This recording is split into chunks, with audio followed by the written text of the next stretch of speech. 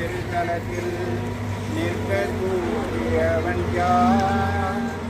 மாசற்ற செயலினன் தூய உள்ளத்தினன் பயனற்றதில் தன் மனதை செலுத்தாதவன்